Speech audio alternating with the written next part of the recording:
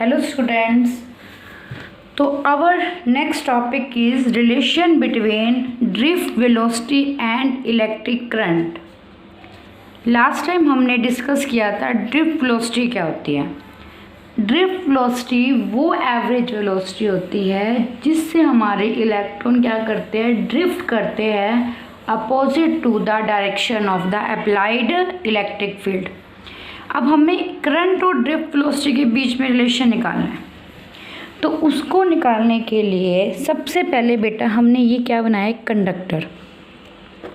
उस कंडक्टर की लेंथ कितनी है, ए। उस कंडक्टर का हमारे पास एरिया कितना है, ए।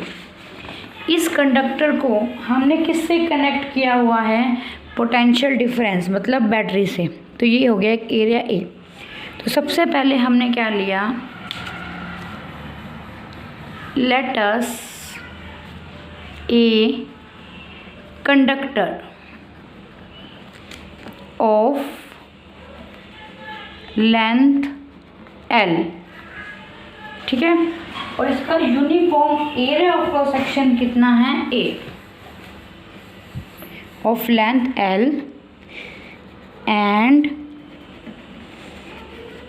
Uniform area of cross section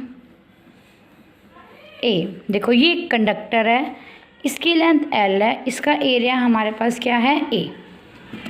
हर जगह जैसे यहाँ पे मैं एक छोटा सा एरिया बना दूँ, यहाँ पे एरिया बना दूँ, सारे एरिया आपके क्या है बेटा, ए।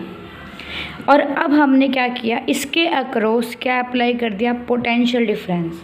कितना पोटेंशियल डिफरेंस अप्लाई कर दिया मैंने, V, ठीक है। तो हमने क्या लिया था, लेट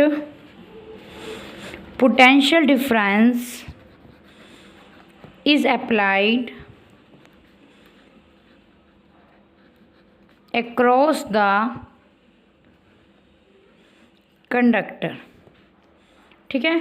उस पोटेंशियल डिफरेंस को मैंने क्या मान लिया, V। तो यहाँ पे बेटा क्या जाएगा, प्लस, और यहाँ पे क्या जाएगा, माइनस। यहाँ पे प्लस है, यहाँ पे माइनस, तो क्या डेवलप हो गया, इलेक्ट्रिक फील्ड। तो इलेक्ट्रिक फील्ड डेवलप हो गया। तो इलेक्ट्रिक फील्ड का फॉर्मूला क्या होता है, V बाय में L, E is equal to minus की dV बाय में dr। तो E क्या हो जाएगा, पोटेंशियल डिफरेंस कितना है, V, लेंथ कितनी है, L, तो क्या हो जाएगा, V बाय में L। अब देखो इस कंडक्टर के पास बेटा क्या है, बहुत सारे फ्री इलेक्ट्रॉन, ठीक है। तो मैंने लिखा N is number density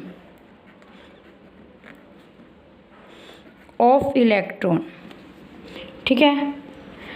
number density का मीनिंग क्या होता है, total number of free electron per unit volume of the conductor, ठीक है। तो इसको हम क्या कह सकते हैं, नंबर ऑफ फ्री इलेक्ट्रॉन्स पर यूनिट वॉल्यूम ऑफ कंडक्टर, ठीक है। तो फ्री इलेक्ट्रॉन को मैं क्या कह सकती हूँ, बताओ, total number of free electron क्या हो जाएगा, छोटा n इंटू में V, ठीक है। छोटा n क्या है, बड़ा n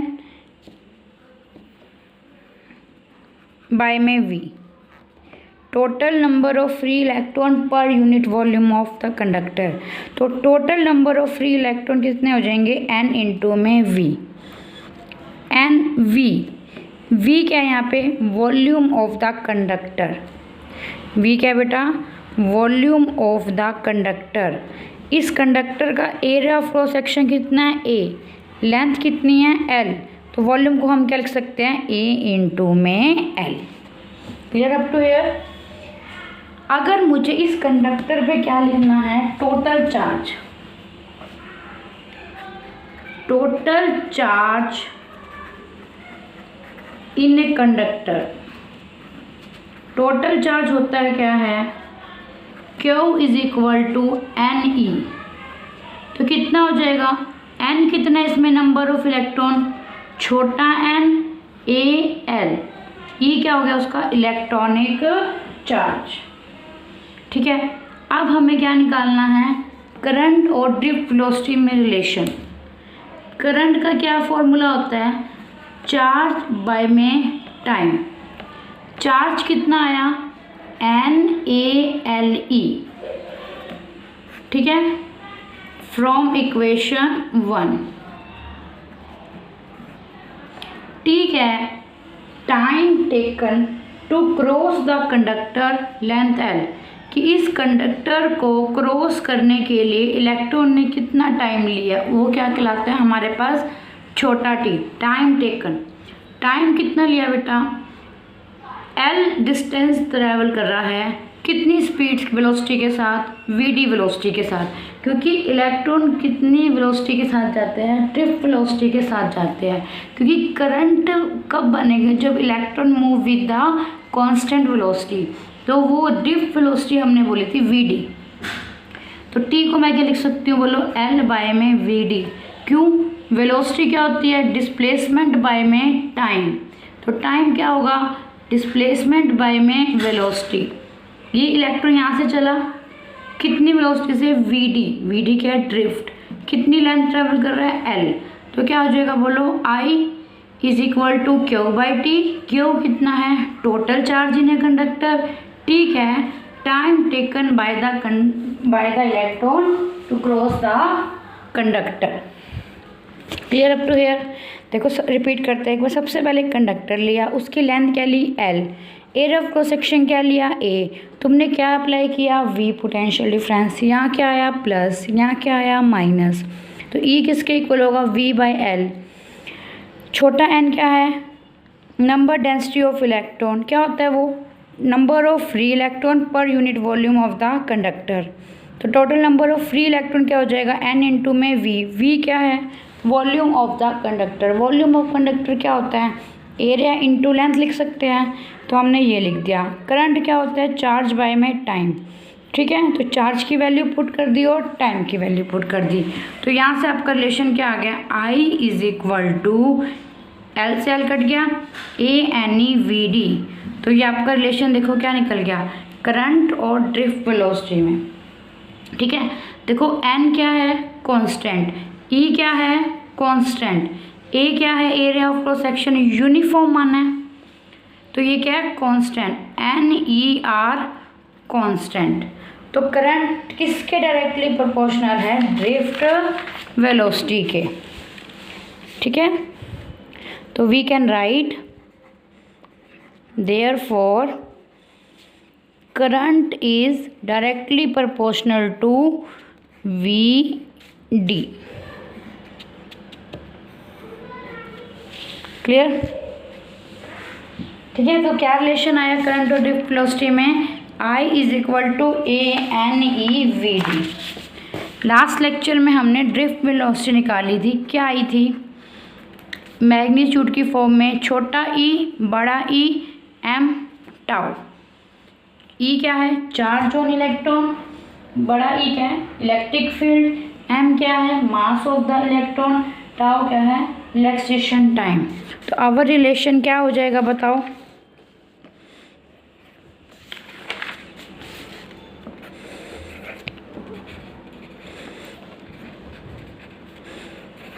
जो ये थर्ड इक्वेशन है हम किस में पुट कर रहे हैं, सेकंड में।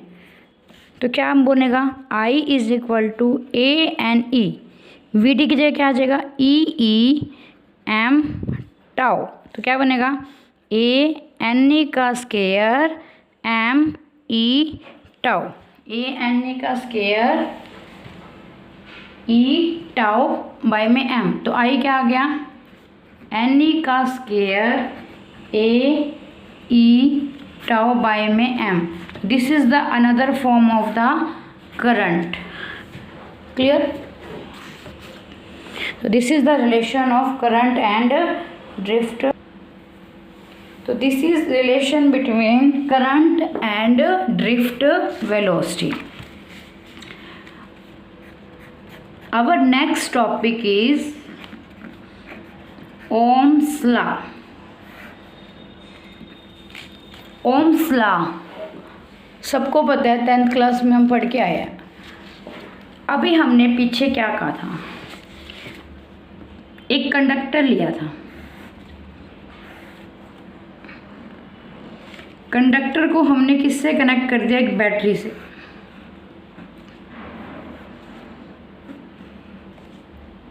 क्लियर। यहाँ पे क्या आएगा प्लस, यहाँ पे होगा माइनस। क्या स्टोरी बताई थी मैंने आपको कि इसके पास बहुत सारे क्या है, फ्री इलेक्ट्रॉन। क्लियर। तो ये जो फ्री इलेक्ट्रॉन होते हैं ये क्या करते हैं, यहाँ से ऐसे मूव करते हैं। मूव करेंगे तो क्या बनेगा, करंट। करंट क्या होता है, फ्लो ऑफ चार्ज। ये हमने लास्ट टाइम पढ़ा था। क्यों बना करंट, जब आपने क्या दिया, पोटेंशियल डिफरेंस, तब इसमें कंडक्टर में क्या बना, करंट। क्लियर। अगर अब करंट हुआ कैसे, देखो ये मान लो एरिया ऑफ क्रॉस सेक्शन है, इसमें से क्या फ्लो करेगा, चार्ज। ठीक है। गिवन टाइम में कितना चार्ज फ्लो कर रहा है उसे को क्या बोलेंगे हम, करंट। क्या बोलेंगे, करंट। इलेक्ट्रिक फील्ड कहाँ से कहाँ होगा, प्लस से माइनस। क्लियर। तो यहाँ से ये बात पता चली, जब हम पोटेंशियल डिफरेंस दे रहे हैं कंडक्टर के अक्रॉस तो क्या फ्लो कर रहा है हमारे पास, करंट। क्या फ्लो कर रहा है, करंट। अभी क्या करूँ मैं, यही कंडक्टर है मान लो, सेम इसी कंडक्टर में मैंने क्या बढ़ा दी, सप्लाई को बढ़ा दिया। यहाँ V1 सप्लाई थी, यहाँ पे मैंने क्या कर दी, V2 सप्लाई कर दी। तो यहाँ पे क्या आएगा, प्लस, यहाँ पे आएगा माइनस। तो यहाँ पे पोटेंशियल डिफरेंस क्या क्रिएट हो गया, ज़्यादा। क्या बात कही कि मैंने यहाँ बैटरी की सप्लाई बढ़ा दी, तो यहाँ पे पोटेंशियल डिफरेंस बेटा क्या क्रिएट हो गया, ज़्यादा। जब ज़्यादा पोटेंशियल डिफरेंस आपका क्रिएट हो गया, क्लियर, तो यहाँ पे फील्ड भी क्या बनेगा, ज़्यादा। फील्ड बनेगा तो इलेक्ट्रॉन पे क्या लगेगा, फोर्स। इलेक्ट्रॉन पे कैसा फोर्स लगता है, उससे ज़्यादा। इलेक्ट्रॉन पे कैसे फोर्स लगता है, इलेक्ट्रिक फील्ड से अपोजिट डायरेक्शन में। जब ज़्यादा पोटेंशियल डिफरेंस है तो ज़्यादा इलेक्ट्रिक फील्ड है, ज़्यादा इलेक्ट्रिक फील्ड है तो ज़्यादा क्या बन गया हमारे पास, फोर्स मतलब लग रहा है वहाँ पे, किस पे, इलेक्ट्रॉन पे। ठीक है। ज़्यादा फोर्स लग रहा है तो क्या कर रहे हैं, वो ज़्यादा एक्सेलरेट कर रहे हैं। ज़्यादा एक्सेलरेट कर रहे हैं तो गिवन टाइम में इस कंडक्टर के एरिया ऑफ क्रॉस सेक्शन में से ज़्यादा अमाउंट में क्या फ्लो करेगा, चार्ज। अगर ज़्यादा अमाउंट ऑफ चार्ज फ्लो करेगा तो यहाँ पे करंट क्या होगा, ज़्यादा। कहने का मीनिंग क्या है, अगर मैंने पोटेंशियल डिफरेंस को क्या कर दिया, इंक्रीज, जैसे इस केस में V2 V1 से क्या है, ग्रेटर, तो क्या बढ़ गया अपना करंट, तो I2 greater than I1। Clear. मान लो इसमें I1 करंट जा रहा था और इसमें कितना जा रहा था, I2। क्लियर। क्यों, सप्लाई ज़्यादा हुई, फील्ड ज़्यादा हुआ, फोर्स ज़्यादा लगा, तो गिवन टाइम में इस एरिया ऑफ क्रॉस सेक्शन में से जो टोटल चार्ज फ्लो कर रहा है, जो नंबर ऑफ इलेक्ट्रॉन फ्लो कर रहे हैं, वो क्या हो गए आपके, ज़्यादा। क्लियर। तो यहाँ से क्या बात क्लियर हुई कि अगर हम पोटेंशियल डिफरेंस बढ़ाते हैं तो क्या बढ़ जाता है हमारे पास, करंट। ठीक है।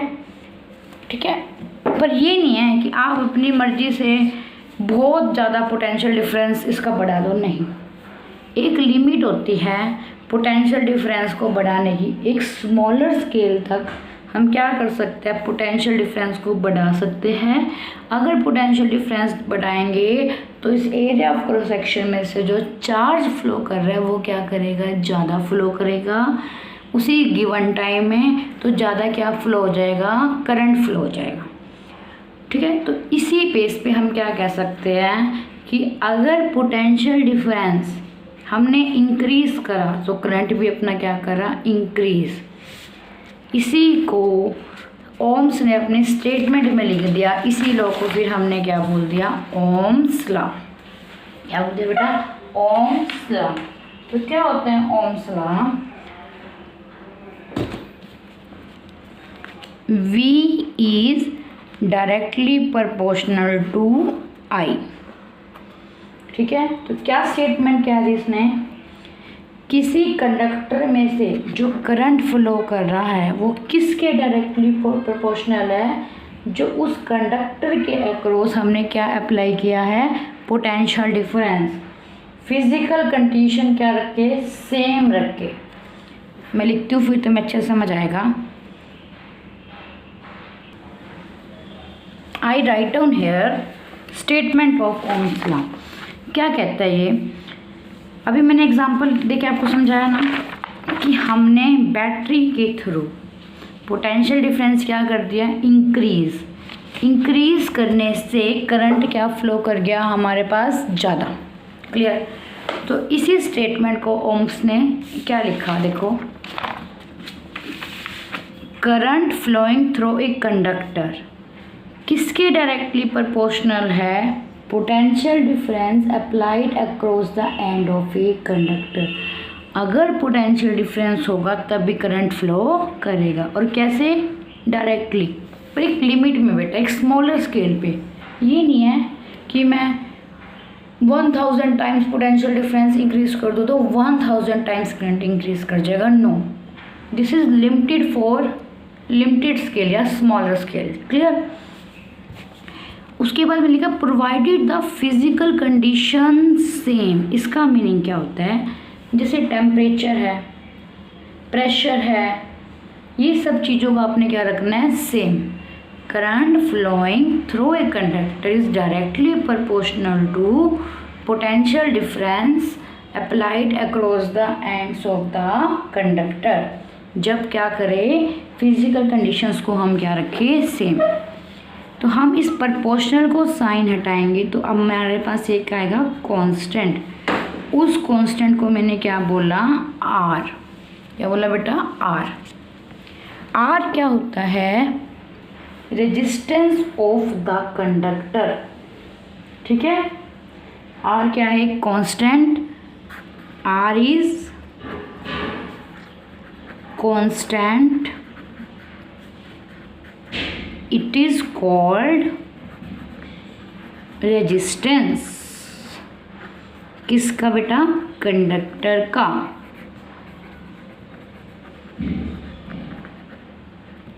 ओके, अब देखो, अब ये रेजिस्टेंस क्या चीज़ है, ये कंडक्टर की ही रेजिस्टेंस है। किसके बेटा, ये कंडक्टर की ही रेजिस्टेंस है। आई क्या, जो उस कंडक्टर में से करंट फ्लो कर रहा है। वी क्या है, जो उस कंडक्टर के अक्रॉस हमने पोटेंशियल डिफरेंस अप्लाई किया है। वी वो चीज़ है जो हम पोटेंशियल डिफरेंस जैसे हमने बैटरी के थ्रू कंडक्टर के अक्रॉस अप्लाई किया है। आई क्या है, current flow through the conductor. R क्या है, रेजिस्टेंस ऑफ द कंडक्टर। अब ये आर क्या चीज़ होती है ये समझते हैं। इसको समझने के लिए देखो मैं आपको एग्जांपल से समझाती हूँ इस चीज़ को। एक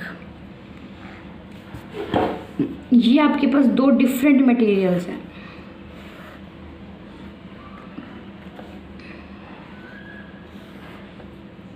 ठीक है, ये डिफरेंट मटेरियल है, दो different materials. Different materials means length भी अलग अलग है, इनकी एरिया भी अलग है, अलग अलग मटेरियल से बने हुए हैं। ठीक है, ये दो कंडक्टर्स है पर दो डिफरेंट है। मान लो फॉर एग्जांपल मैंने क्या काम किया, दोनों पे सप्लाई सेम दे दी। दोनों पे क्या सेम दे दी, सेम सप्लाई। यहाँ पे भी वी दी, बैटरी के थ्रू दे दी मान लो। यहाँ पे भी मैंने बैटरी के थ्रू बेटा सप्लाई दे दी वी। अच्छा जी, V क्या होता है? IR। ओम्स लॉ नहीं है का। मटेरियल दोनों अलग अलग है तो दोनों की रेजिस्टेंस भी क्या होगी? अलग अलग। मान लो पहले वाले मटेरियल की रेजिस्टेंस है R1, दूसरे वाले मटेरियल की रेजिस्टेंस कितनी है? R2। ठीक है, जब मटेरियल दोनों अलग अलग है तो करंट भी क्या फ्लो करेंगे? अलग अलग। मान लो पहले में से I1 करंट फ्लो कर रहा है, दूसरे में से I2। आप इसके लिए V लिख के दिखाओ पहली फिगर के लिए, तो क्या आएगा? V is equal to I1 into R1। दूसरे के लिए क्या होगा? I2 इंटू में R2। अब देखो, मैंने कहा इन दोनों ही डायग्राम में, दोनों फिगर्स में पोटेंशियल डिफरेंस क्या है? सेम। ठीक है, क्या डिफरेंट है? रेजिस्टेंस। तो रेजिस्टेंस डिफरेंट है तो क्या डिफरेंट है इसमें से? करंट। यहीं से हम समझेंगे रेजिस्टेंस क्या चीज़ होती है। अब यहाँ से देखो, अगर एक बार मान लेती हूँ, late R2 is greater than R1।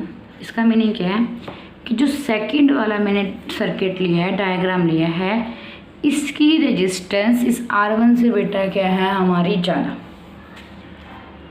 तो ये क्या, इसकी रेजिस्टेंस ज़्यादा है और इसकी इससे रेजिस्टेंस क्या है? कम। मैंने इसलिए इसको बड़ा इंक्रीज में दिखा दिया, इसको क्या दिखा दिया? डिक्रीज में। ठीक है, अब देखो दोनों का क्या सेम है? V।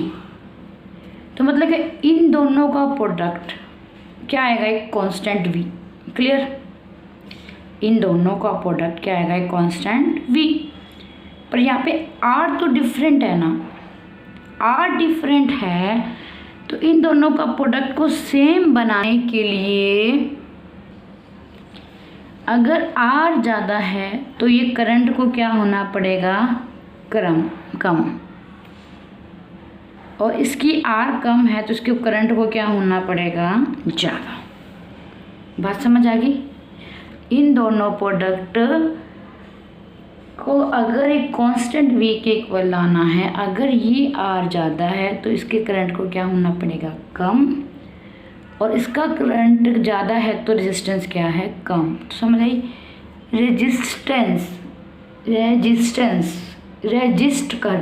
रेजिस्ट करना मीन्स रोकना। तो ये क्या कर रही है? रेजिस्टेंस रोक रही है। किसको? फ्लो ऑफ चार्ज को। किसको रोक रही है? फ्लो ऑफ चार्ज को।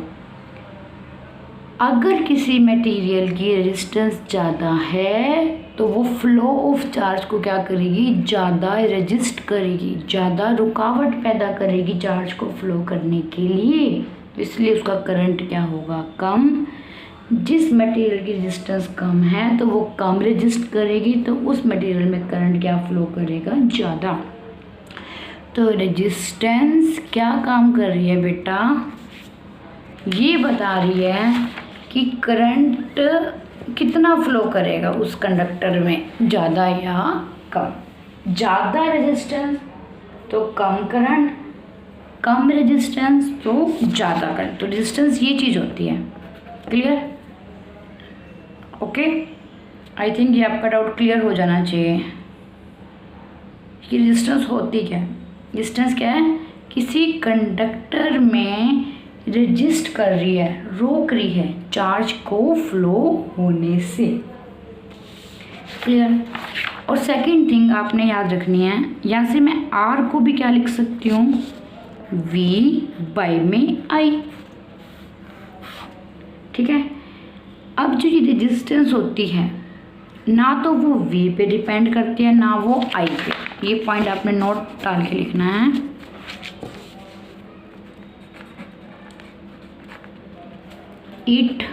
It means resistance.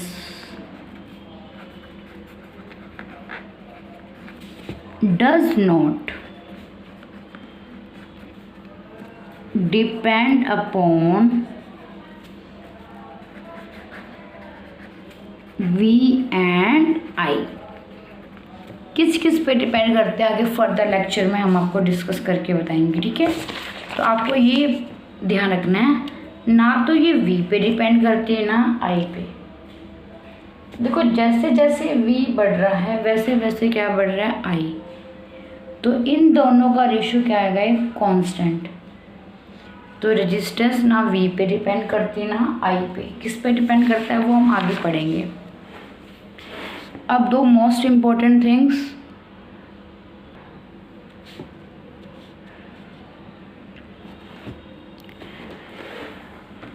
We have to draw the V I characteristics, means v और i के बीच में ग्राफ। अभी मैंने बताया v i के कैसे प्रोपोर्शनल है डायरेक्टली, तो जैसे जैसे v बढ़ेगा वैसे वैसे क्या बढ़ेगा i। तो क्या आएगी बेटा, स्ट्रेट लाइन। x एक्सिस में मैंने ले ली i, y एक्सिस में क्या ले लिया v। इस ग्राफ में मैंने x एक्सिस पे ले लिया पोटेंशियल डिफरेंस, y पे क्या ले लिया मैंने i। दोनों में क्या आएगा, स्ट्रेट लाइन। अब इस ग्राफ से हम क्या कैलकुलेट कर सकते हैं, रेजिस्टेंस ऑफ ए कंडक्टर। जो आपके पास कंडक्टर है, जिस भी मटेरियल का बना हुआ है वो कंडक्टर, उसकी हम क्या फाइंड आउट कर सकते हैं, रेजिस्टेंस। कैसे, देखो आपको पता होगा जो ये लाइन है, ये लाइन रिप्रेजेंट कर रही है स्लोप ऑफ द ग्राफ। एक बार मैं चलो लिख ही देती हूँ, स्लोप ऑफ ग्राफ। स्लोप क्या होता है कि जैसे ये जो लाइन है एक्स एक्सिस के साथ कितनी झुकी हुई है या कितनी उठी हुई है, उसे हम क्या बोलते हैं, स्लोप। तो ये क्या रिप्रेजेंट करती है, स्लोप। स्लोप हम निकालते हैं टेंजन ऑफ थीटा से वाई एक्सिस डिवाइड बाय में एक्स एक्सिस। तो इस ग्राफ का स्लोप देखो क्या होगा, v बाय में i, क्योंकि y में क्या है v, x में क्या है i। v बाय i क्या होता है r। तो स्लोप निकाल के हम क्या निकाल सकते हैं, कंडक्टर की रेजिस्टेंस। स्लोप निकाल के हम क्या निकाल सकते हैं, कंडक्टर की रेजिस्टेंस। जितना ज़्यादा स्लोप होगा उतना ज़्यादा रेजिस्टेंस होगा। मतलब एक लाइन ये ऐसे होती और एक ऐसे होती, तो किसका स्लोप ज़्यादा है, इसमें एंगल कम बनेगा, इसमें एंगल क्या बनेगा, ज़्यादा। तो इस वाले में एंगल ज़्यादा है तो उसका स्लोप क्या है, ज़्यादा। तो इसकी रेजिस्टेंस क्या होगी, इस वी आई ग्राफ की ज़्यादा, ठीक है। आई वी ग्राफ का बनाया, स्ट्रेट लाइन आएगी। आई वी ग्राफ का स्लोप क्या होगा, टेंजेंट थीटा वाई बाय में एक्स। वाई में क्या है आई, एक्स में क्या आपका v। इस i को मैं नीचे लेगी तो v बाय आई क्या होता है, r। Slope is equal to 1 by r आ रहा है। स्लोप क्या देगा, रेजिस्टेंस तो देगा, पर आई वी ग्राफ का स्लोप क्या बताएगा, अगर स्लोप कम है तो रेजिस्टेंस क्या है, हायर। अगर स्लोप ज़्यादा है तो रेजिस्टेंस क्या है, लोअर। क्लियर। तो हम क्या कर सकते हैं, इस ग्राफ से स्लोप निकाल के कंडक्टर की रेजिस्टेंस को हम निकाल सकते हैं। क्लियर। उसके बाद आपने ये तो करना है घर से, उसके बाद इसका डायमेंशन फार्मूला निकाल के मुझे कमेंट बॉक्स में बताना है। सेकेंड थिंग, इसकी यूनिट बतानी है। इतना ज़रूर काम करना, और इस पे न्यूमेरिकल्स कर लेना एग्जाम्पल पे, जैसे v is equal to I R फॉर्मूले बेस पे। तो आज हम यहीं पे समाप्त करते हैं अपना लेक्चर। फिर नेक्स्ट लेक्चर में इसकी यूनिट, इसके डायमेंशंस, फॉर्मूले, कुछ न्यू टर्म्स के बारे में और बात करेंगे, ठीक है बेटा। तो टुडे हमने क्या डिस्कस किया है, करंट टू ड्रिफ्ट वेलोसिटी में रिलेशन क्या आया था, I is equal to ANEVD। फिर हमने पढ़ा ओम्स लॉ। फिर ओम्स लॉ क्या होता है, स्टेटमेंट क्या होती है, उसके ग्राफ कैसे आते हैं, रेजिस्टेंस क्या होती है, उसके बारे में स्टडी करी। ओके, तो अपनी स्टडी को रोकना नहीं है, स्टडी करते रहना चाहिए। डेली अपना टारगेट फिक्स करो कि यस, मॉर्निंग में उठते हैं कि मुझे आज ये काम करना ही करना है, और पूरा दिन उस टारगेट को अचीव करने में लगा दो, ठीक है। तो अपना टाइम टेबल सेट करो कि इतने आवर्स में मैंने ये सब्जेक्ट पढ़ना है, तभी जाके कुछ बन पाएगा।